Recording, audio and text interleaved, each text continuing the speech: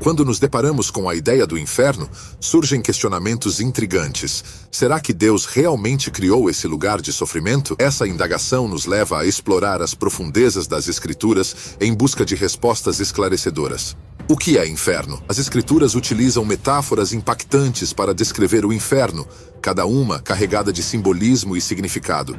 Por exemplo, a imagem de um lago de fogo evoca não apenas a ideia de tormento, mas também a de uma purificação ardente. A escuridão exterior sugere não apenas a ausência de luz, mas a total privação da presença divina. Essas metáforas, embora possam parecer sombrias, são uma tentativa de transmitir a profundidade da condição infernal. Apocalipse 20 é uma passagem que descreve o inferno. A expressão lago de fogo é o local para onde a morte e o Hades são lançados, marcando a segunda morte. Esta descrição intensifica a ideia de que o inferno não é meramente um lugar geográfico, mas um estado de separação eterna da presença benevolente de Deus. No cerne do entendimento do inferno está a noção de julgamento. O inferno é onde se paga o preço do pecado. Essa perspectiva não apenas ressalta a seriedade do pecado, mas também destaca a justiça divina. É a consequência inevitável para aqueles que persistem em escolher o caminho oposto à bondade de Deus. Simplificando,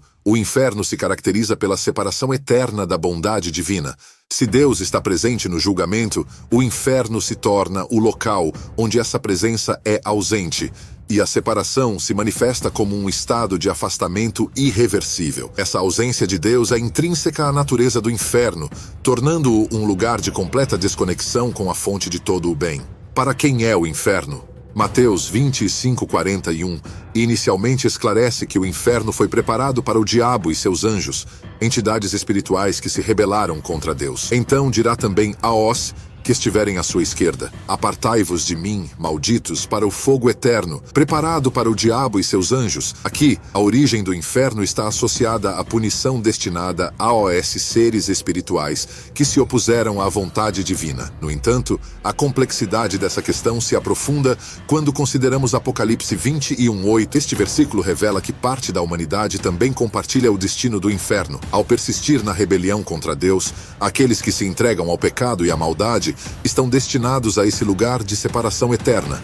Essa dualidade na destinação do inferno destaca a universalidade da escolha que leva a tal condição. A reflexão de C.S. Lewis sobre o assunto enfatiza essa escolha consciente.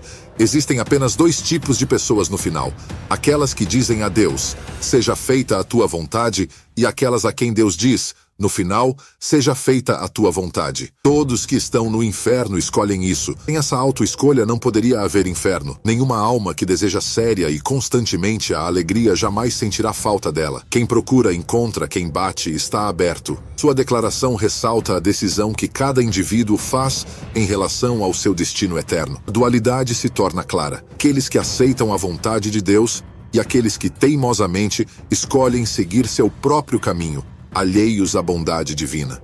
Por que um Deus amoroso criaria o inferno? Essa indagação crucial sobre por que um Deus amoroso optaria por criar o inferno levou o renomado pensador C.S. Lewis a uma profunda reflexão. Lewis, embora inicialmente relutante em aceitar a existência do inferno, reconheceu a sua presença nas Escrituras e buscou compreender sua lógica dentro do contexto divino. Segundo Lewis, o inferno não é apenas um local de punição, mas sim o resultado de uma escolha persistente e consciente de se opor à bondade divina. Ele o descreve como uma ruína eterna, uma decadência que se volta para dentro de si mesma.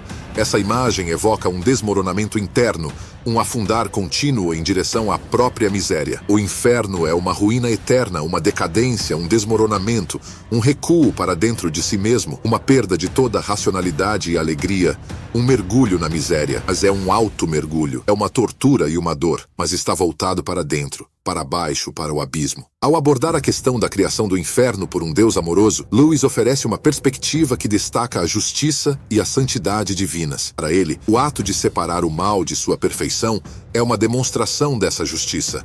A criação do inferno não é um capricho cruel, mas sim uma resposta coerente àqueles que persistem em prejudicar, recusando-se a parar mesmo diante da bondade oferecida. Essa ideia, embora complexa, pode se comparar a uma necessidade moral. Assim como um pai pode tomar medidas difíceis para proteger seus filhos do mal, Um Deus amoroso pode criar o inferno como um meio de preservar a integridade de sua criação. É uma resposta àqueles que, ao escolherem prejudicar continuamente, optam por um caminho de autodestruição. Como posso evitar o inferno? Todos, não apenas os extremamente iníquos, enfrentam a sombra da morte devido ao pecado, conforme Apocalipse 21:8. Mas em meio a essa sombra, desponta uma esperança luminosa através do plano de redenção generosamente estendido por Deus. Ao examinarmos Apocalipse 21:8, percebemos que a lista de transgressões não se reserva apenas para aqueles que se destacam como os mais malvados. Somos todos participantes desse cenário de queda. Desde o momento em que Adão e Eva cederam à tentação proibida, a humanidade se viu desterrada do Éden,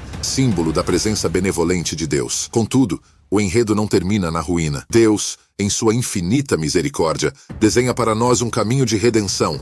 Aqui, Jesus se destaca como o segundo Adão, oferecendo uma rota de volta à proximidade divina. A escolha de aceitar esse de redenção é a chave para evitar o inferno.